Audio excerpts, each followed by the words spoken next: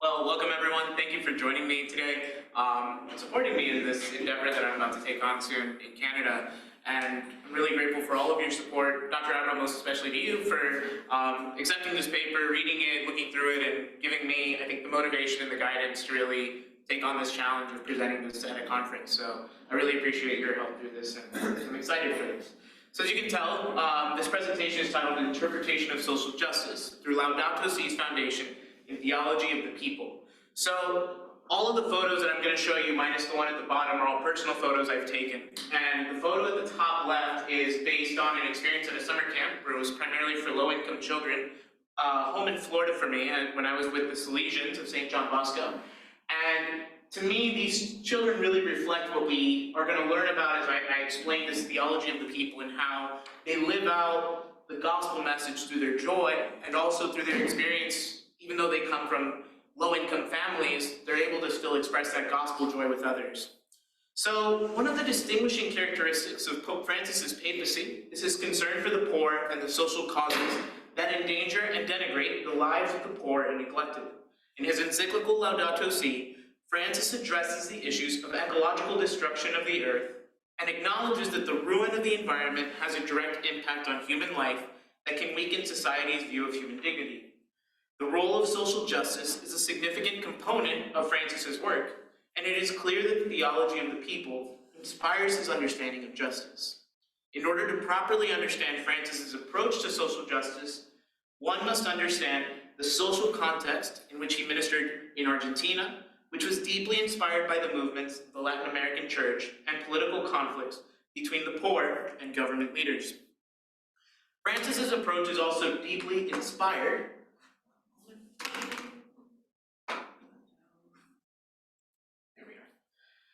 Francis's approach is also deeply inspired by the Second Vatican Council and Scripture in interpreting how human dignity should be understood in a culture dominated by capitalist and political interests. So in analyzing Pope Francis's approach to social justice in the 21st century, it seems evident that the best way to approach the issue is to reorient society's understanding of human dignity in order for the society to prioritize the concerns of human beings, which will then translate into a world that cares for creation rather than exploits its gifts.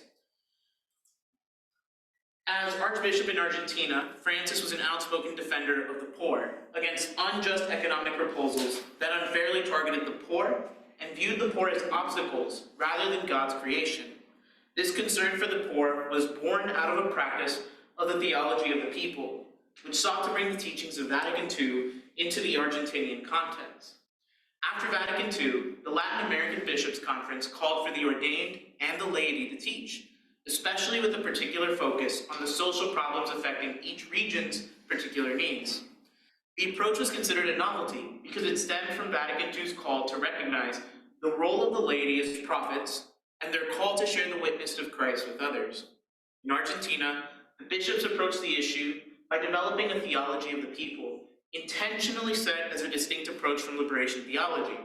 Namely, the theology of the people avoids the trappings of Marxism, and it avoids falling into a mere secularist approach of critiquing structures of power. The theology of the people centers around the loving encounter with the poor and a call for an end to structures of oppression and supremacy. In Francis's interpretation, the theology of the people requires a deeper exploration of the pueblo, people, and the role of the person in society. One of the central themes of this approach is a sense of belonging. A citizen does not achieve the fulfillment of his or her identity without belonging to a people. Francis is critical of theological approaches that center strictly on a structural model and neglect the human person. Instead of seeing the human person as a rational number or quantity, he notes that the human person must be firstly understood according to their physical and spiritual being. So to highlight this theology of the people, these are images taken from my time when I lived in California. On the left, this was a procession done for the Feast of Our Lady of Guadalupe. Many of the local people in the area gathered together and they did a candlelight procession. And really, this was emblematic for them of this tie between not just a spiritual life, but how the mother is walking with them and journeying with them throughout their lives and their daily work as people of God and as children of Mary. And then this image here on the right, this was taken in San Diego. There's an area in San Diego right near the highway, and it's painted with all these different images, both of saints, Our Lady of Guadalupe, but there's also images as well of the local culture and the way society has kind of been affected in negative but also positive developments that have grown. And I think this really highlights this idea of pueblo, right? This idea of the people expressing their faith in a common area around the city, but also being able to show the connection between the mother who's with us and she's with us intimately in our daily lives. So looking at some of the influences on Francis's approach to social justice and human dignity, we see that it's best understood through a notion of encounter with the poor and abandoned. Francis's notion of encounter is not merely a contribution to the poor, it's also entering into the reality of those that one encounters and discovering how God is a part of the culture and practice of the people. In this way, social justice moves beyond the realm of social work, because a proper encounter must concern itself with the physical and spiritual needs of those who are met. Social justice, therefore, should not remain exclusive to the work of the church and its ministers, but it must penetrate into the culture to provide people an opportunity to meet the needs of the poor and afflicted. The spirit of encounter must enter into all forms of theological, political, and social work in order to minister to the whole person and create a culture that recognizes the role of solidarity with all people. So these images, before I entered Aquinas Institute of Theology, I served 1 year in a domestic missionary role in California. And during my time, we had volunteers, different volunteers in California. So this was in San Diego. This volunteer here worked as a nurse at a local clinic that was primarily oriented towards low-income and immigrant populations. This young lady here worked as a high school campus minister, and this young gentleman worked as an elementary school teacher. And then these were my community members when I lived in Ventura, California. Basil here worked at a social work office serving the local community in Ojai, California, and Allison worked as a high school campus minister at Villanova Prep in Ojai, California. And my role was a mixture of all of these different tasks and a little bit more during the time of COVID, where I had some flexibility. And what I loved about these images is all of us had different tasks, but there was a common thing that united us, and it was just not just serving people, but we were doing it to bring them closer to God. Even though, for example, Basil and Maddie, worked in a secular setting, it wasn't necessarily Christian, they were inspired by the call from God to bring people closer to Him. And they did that through their love and through their example. And I think these people here really highlight that aspect of we're not different dimensions of the social and the religious, but we're united together and we're working together towards serving the needs of the people. So doing a little summary of Laudato Si, Francis introduces his understanding of social justice by addressing the destruction of creation and the call to care for the earth and all of God's creation.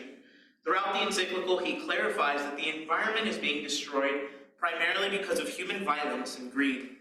Francis is addressing this letter to the entire world, and he is asking all people to take note of the issues plaguing the environment, discern the issues that are affecting particular societies and cultures, and remind the world that the primary focus of society must be on the common good of the people.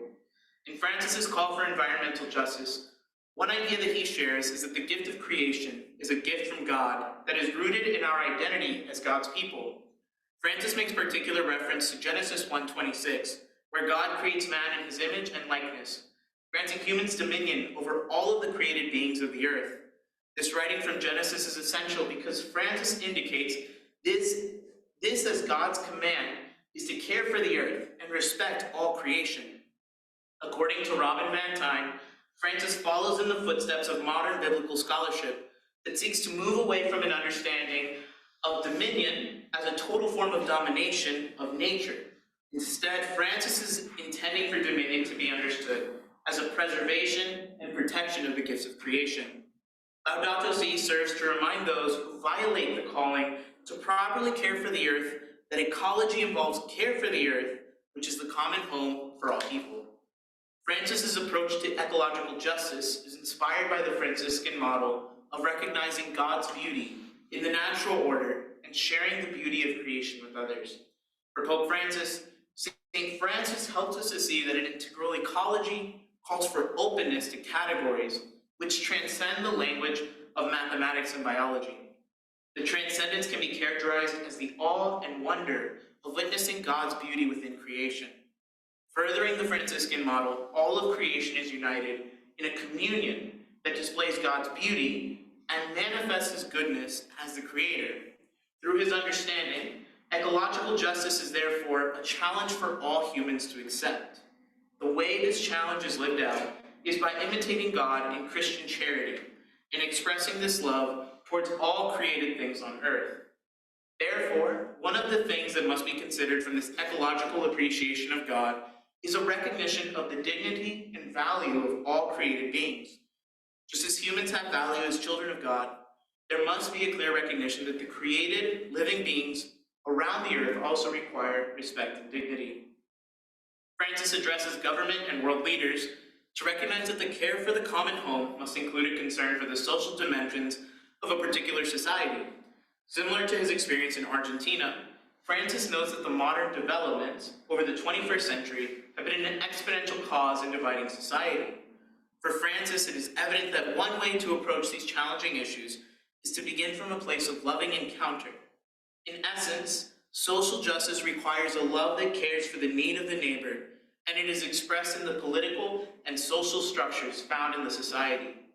Francis expresses this idea that the human person is not a static and unitary entity, but humans are complex beings that have a unique set of experiences, skills, and spiritualities. Political and social leaders, therefore, must approach the issue of social justice from a holistic approach that recognizes the complicated relationships within the society. Francis is clear that this approach is a challenge for both political structures and the church, because it seems that new social issues continue to rise as society becomes more modernized and advanced over time. While this task is a complex problem to address and resolve, the vocation of humans to serve others and care for the earth is one that God has placed in the hearts of all people.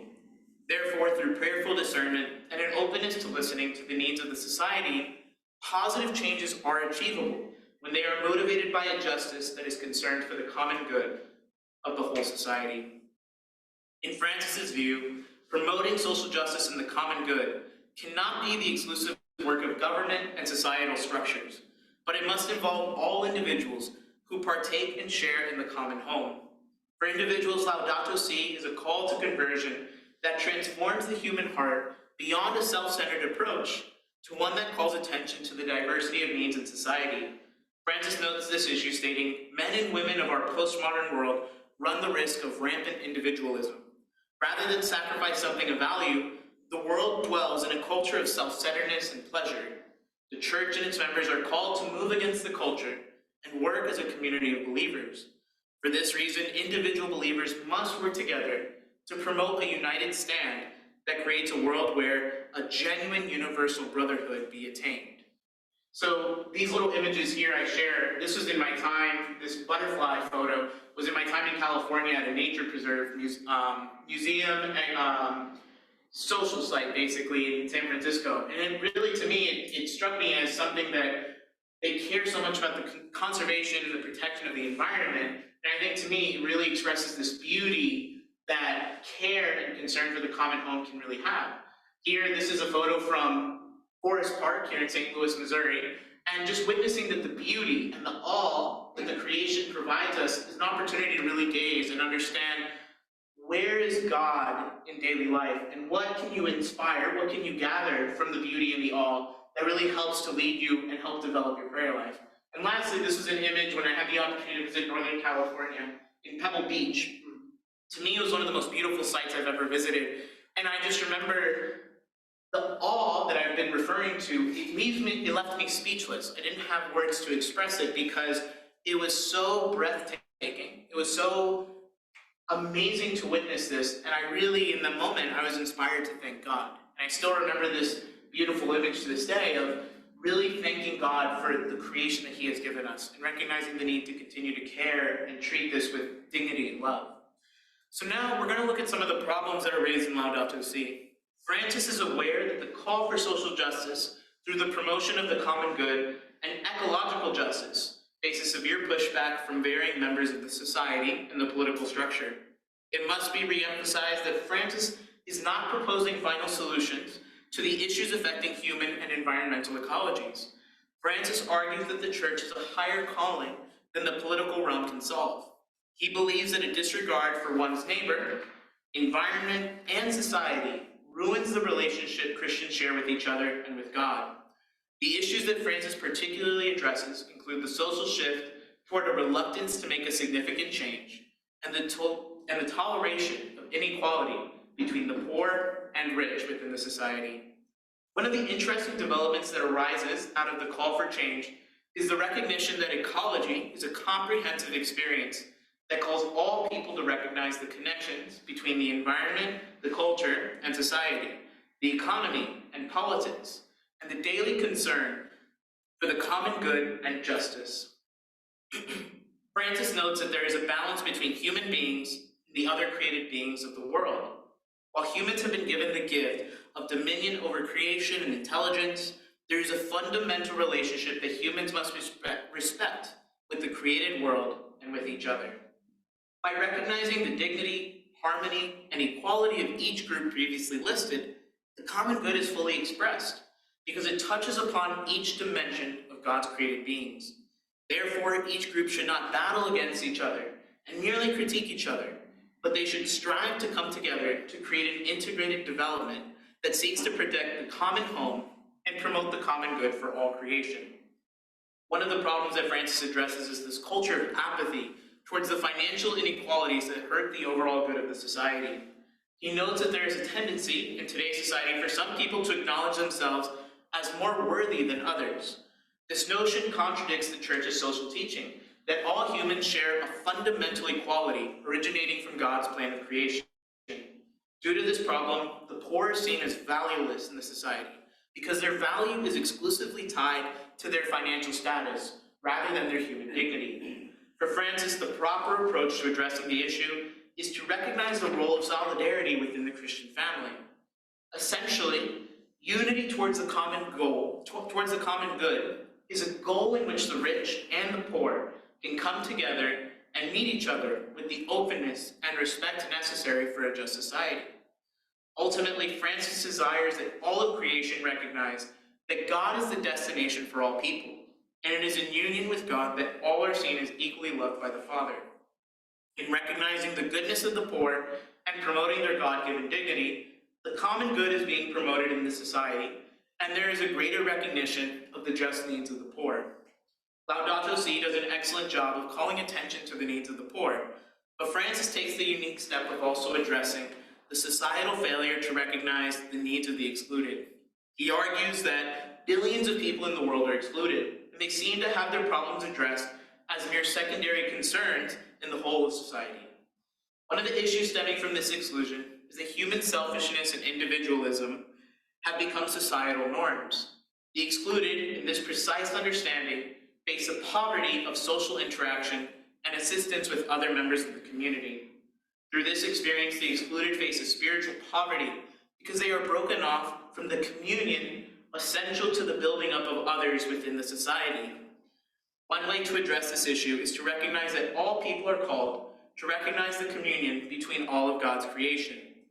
Communion is not merely the unity of a society that is rooted in justice and the recognition of the dignity of people. Instead, it also involves the promotion of people's unique vocation and beauty as integral children of God's plan of creation. Citizens must foster a heart that seeks out the excluded and show loving compassion towards those who have suffered much within the society. So when Francis is addressing this societal separation, let's say, between those who are excluded and those who are marginalized, I recalled my time when I was living in New York for a little bit, visiting Times Square, and you see this huge structure, these huge structures, these huge buildings, and money is everywhere. There's so much capitalism going on in terms of transactions, in terms of big business that's going on, and yet all around there's also a lot of homelessness. There's also a lot of poverty that's going on. So you see that stark divide between great riches and great wealth, and then you see great poverty on the side as well. And I think Francis is really bringing our eye to caution and be aware of this issue that's going on. And this is from an abandoned house in Florida I recall seeing. And unfortunately, this I think really hits at that issue that Francis is addressing of seeing these issues as secondary concerns. This abandoned house is seen as a let's say, a stop for homeless people where they can go and find a place to sleep sometimes, where they will go to sometimes do drugs. Unfortunately, it's not a great place. And yet, there hasn't been concern from the local government, from the local society, of taking care of this issue. And yet, Francis is saying, why is this not the primary concern? Why are we not addressing these issues that are affecting the people around us and affecting most especially the poor and neglected? So to conclude on this presentation, in light of reading Laudato Si's understanding and understanding Pope Francis's theological influences, Francis's approach to social justice is centered on an internal ecology that promotes the common good of the people in society and the created beings to which God has called humans to care for and protect. Social justice must recognize the diversity of cultures and the social situation around the world. Social justice and earth justice are united together in the mission to serve the included. The work of social justice in the church requires a holistic approach that recognizes the complexity of the human person and encounters those who are in most need. As Francis enters into this challenge with an open mind and spirit, the universal church must also be open to new approaches of engaging with issues that violate social justice principles and plague our modern world. Thank you.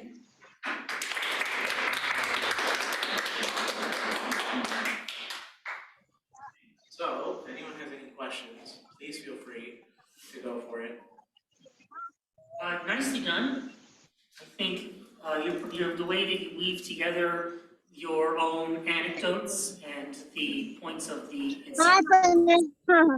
Emmanuel, My cousin. So the question that always troubles me, if it's passed over too easily, is the difficulty of situations where we may have to make a decision between caring for the environment and caring for the poor. And you know, the example that I always remember is the rainforest. I mean, clearly burning the rainforest in the long term is going to hurt everyone. But oftentimes it's the poor who burn a tract of land because it's the only way for them to survive. So how do we work these things out in light of the encyclical, sort of not necessarily in the long term where the answers are obvious, but in the short term? No, it's a fair question. I think that's part of where Francis is trying to take, I would say, a different approach to the question. So obviously in the encyclical, the focus is on the environment and the concern for the need for the common home. That's clear. I understand Francis to actually be prioritizing the need of the people more than the environment in this particular encyclical. And what I mean by that is, like you mentioned in the example of the rainforest, right? These poor people are burning down the rainforest in order to provide, I'm assuming, for their families, for their homes, whatever it might be in their situation. Francis would say the issue of burning down the tree is bad, obviously. But what's worse is that the poverty is still affecting these people. They're having to make these decisions because of their poverty. So where in the society, where in the government structures, where in the daily cooperation with one's neighbor, the solidarity, as I mentioned previously, where is the role of the people in trying to help take care of those who are struggling, right? In terms of those who are making those decisions. And I think Francis is really, he's not saying concretely, oh, give them $5 and fix their problem and you're good. I don't think that would be his resolution. I think what he's pinpointing more is there's a loving response that's needed from the pueblo, from the people. He himself does not know what those people's needs are, but the community would know that. How is the community supporting and helping those who are struggling and having to make these decisions? And I think that's where the process of discernment will continue, and hopefully through sacrifice and through a desire to really follow God's will and foster this desire to support one's neighbor and love one's neighbor, there's hope that the environment will eventually be taken care of because people are making less destructive decisions, like the one you mentioned. Okay. And so it's a communal discernment in particular. I think that's certainly a part of it. I think it's individual and communal. I think that's essential in Francis's view on this issue. Absolutely. Go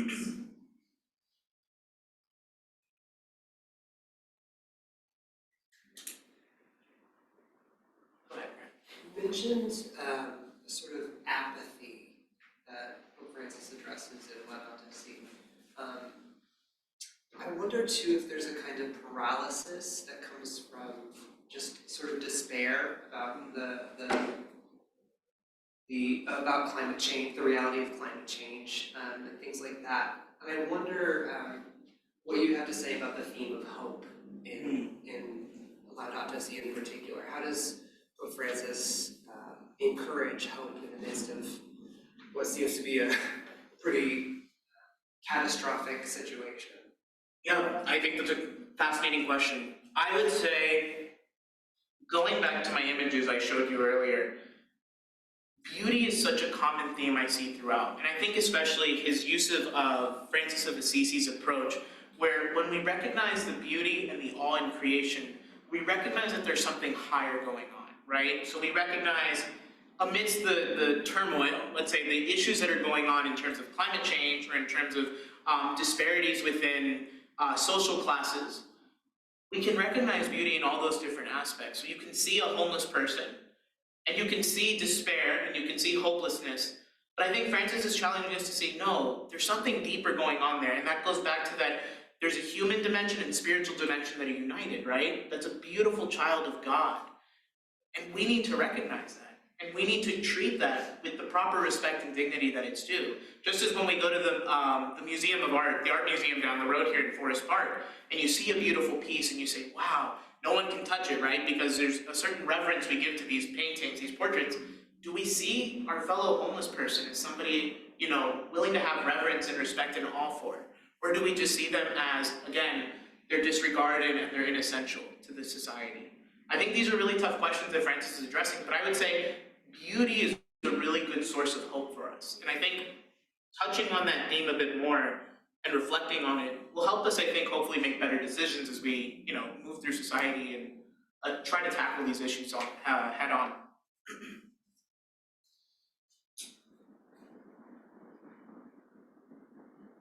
Also, if anyone on Zoom has any questions, feel free.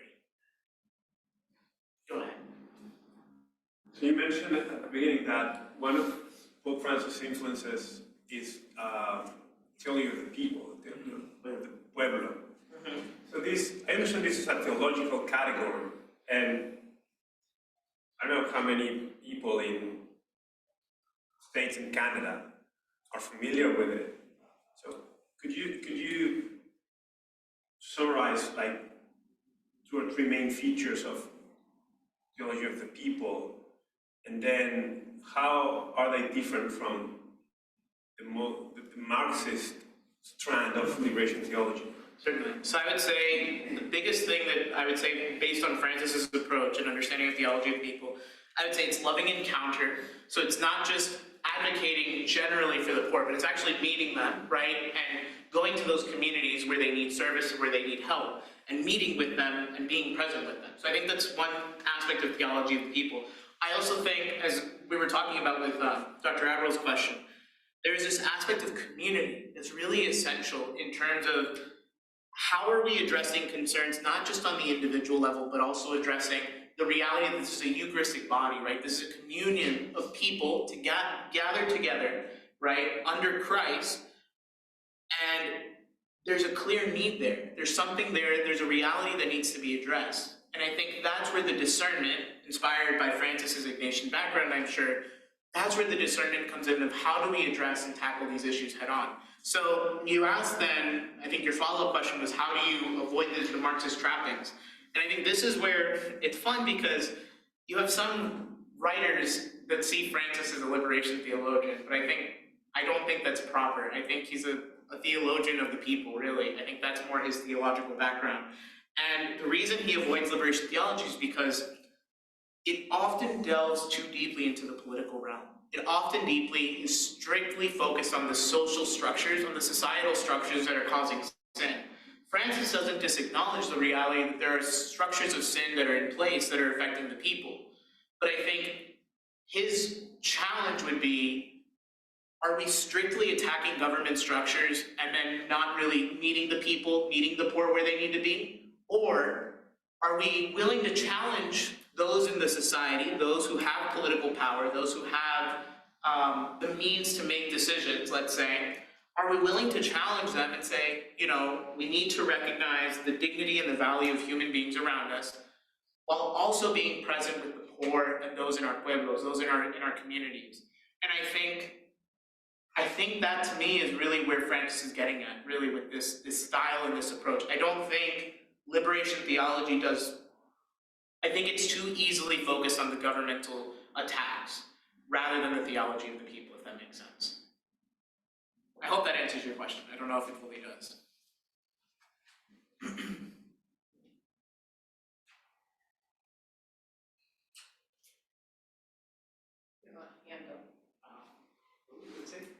No, sorry, that was my cursor. Lauda. You have a question? Lauda does not have questions, I don't think.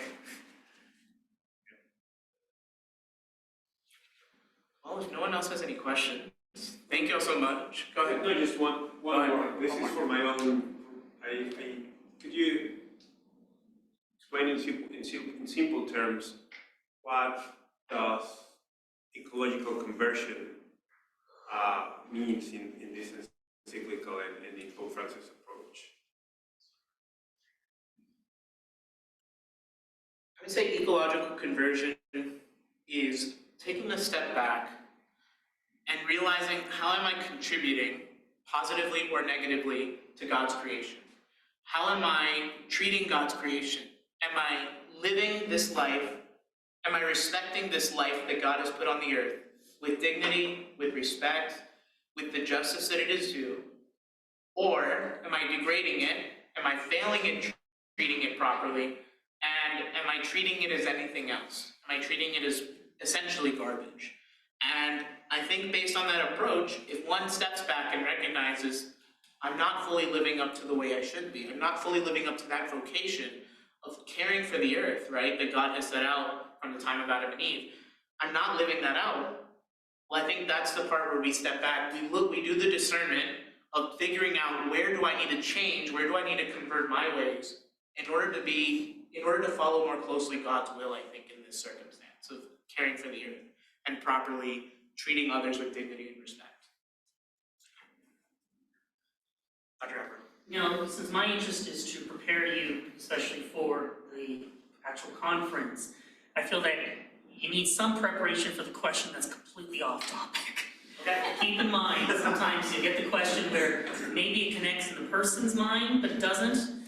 So you have to have your ready answers. So how do you feel about the Chinese spy balloons? So much fun, right?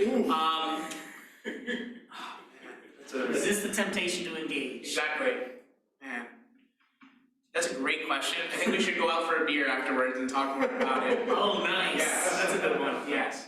Okay. Go ahead, Dr. Wright. This is, in a sense, a follow-up, and this might be something that's unrelated. So when I think of conversion, I don't think of it as my act, I think of it as God's act. So how does this play into ecological conversion? Beautiful, that's true. I think Francis would see it as mutual. So I agree with you in terms of God is acting on the people, right, to make the change and make the heart. But you have to accept, no? You have to have the free will to say yes to that choice. And I think so the example I would use is these capitalist structures that Francis is addressing, right? These leaders who profit is king, and that's the goal. If you make profit, you're succeeding and you're doing well. They've lost sight of what that call, that interior conversion that God is calling them to, they've lost sight of that. And they've said no, they've rejected it in a sense of really witnessing the gravity of their choices and witnessing the reality that I've neglected and I've rejected to care for my neighbor. And because of that constant decision to do that, they're rooted in a sense in a corporate mindset that's completely devoid of Christianity. It's completely devoid of, let's say, care for the common home or care for one's neighbor. So I think, I agree with you. I think God is the one that's acting on them. I wouldn't deny that. But I think too, you have to say yes every day. You have to be willing to say yes to God. And if you choose not to, bad things will happen in society. And unfortunately, I think we live in some of that today. But again, going back to Grant's point, I think we can still find hope. I don't think we can lose sight of hope ultimately in this process. All right, well, thank you all so much. I really appreciate it.